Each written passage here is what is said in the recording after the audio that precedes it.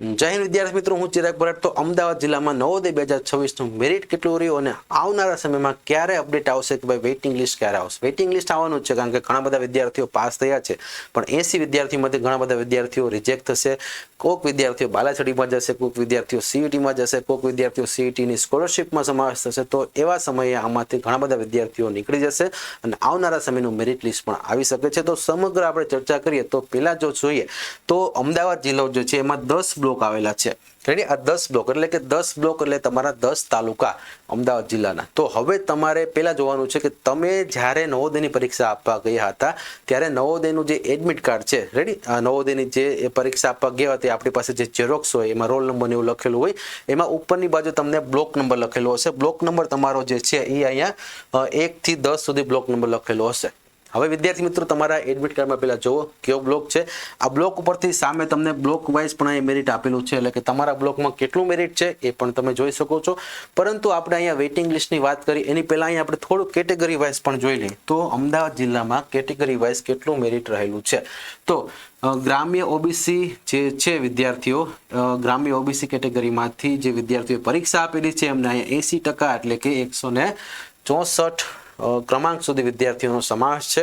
ત્યાર પછી વાત કરીએ તો ગ્રામ્ય એસી કેટેગરીમાંથી જે વિદ્યાર્થીઓ પરીક્ષા આપેલી છે એમને 80% એટલે કે જિલ્લાના 169માં ક્રમાંક સુધીના વિદ્યાર્થીઓનો સમાવેશ છે। ત્યાર પછી વાત કરીએ તો ગ્રામ્ય એસટી કેટેગરીમાંથી જે વિદ્યાર્થીઓ પરીક્ષા આપેલી છે તેમને 70% એટલે કે 575માં ક્રમાંક સુધી વિદ્યાર્થીઓનો અહીં છેલ્લે સમાવેશ થયેલો છે।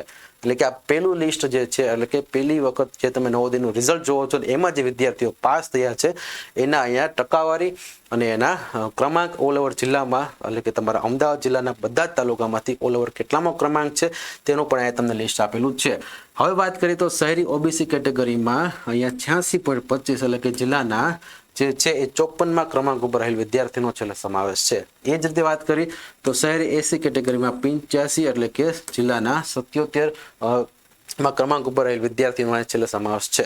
એ જ રીતે વાત કરીએ તો શહેરી ડિસેબલ વિદ્યાર્થીઓ છે એમાંથી અહીંયા 58.75 એટલે કે જિલ્લાના 1536માં ક્રમાંક ઉપર રહેલ વિદ્યાર્થીનો છેલ્લે સમાવેશ થયેલો છે।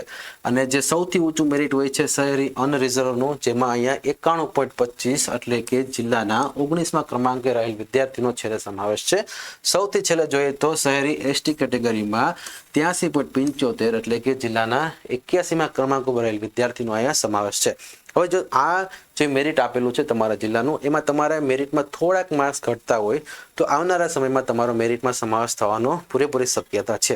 હવે આ વેઇટિંગ લિસ્ટની માહિતી તમે કુલ 3 રીતે મેળવી શકો છો। પહેલા તો તમારા જિલ્લામાં જે શિક્ષણ કચેરી હોય છે એમાં ખાસ ડીયુ ઓફિસ હોય છે, એમાં તમે આગળ માહિતી મેળવી શકો છો। તમારા જિલ્લામાં જે નવોદય વિદ્યાલય આવેલી છે ત્યાં તમે રૂબરૂ અથવા તો ટેલિફોનિક ચર્ચા કરી અને આવનારા સમયનું વેઇટિંગ લિસ્ટ ક્યારે આવશે તેની પણ માહિતી મેળવી શકો છો। અને છેલ્લે વિદ્યાર્થી મિત્રો, ગુજરાતના તમામ જિલ્લાઓનું જે વેઇટિંગ લિસ્ટ આવશે ત્યારે એની અપડેટ સૌથી પહેલા એમ્બિશન એક્ઝામ, એટલે કે તમે અત્યારે હાલમાં જે વિડીયો જોઈ રહ્યો છો આ ચેનલ ઉપર બધા જ જિલ્લાની નવોદયની વેઇટિંગ લિસ્ટની માહિતી મળશે। તો ખાસ આ ચેનલને સબસ્ક્રાઇબ કરી રાખો, જેથી આવનારા સમયમાં જ્યારે પણ વેઇટિંગ લિસ્ટ આવે છે ત્યારે તમને સૌથી પહેલા અને સૌથી સચોટ એની માહિતી મળતી રહે।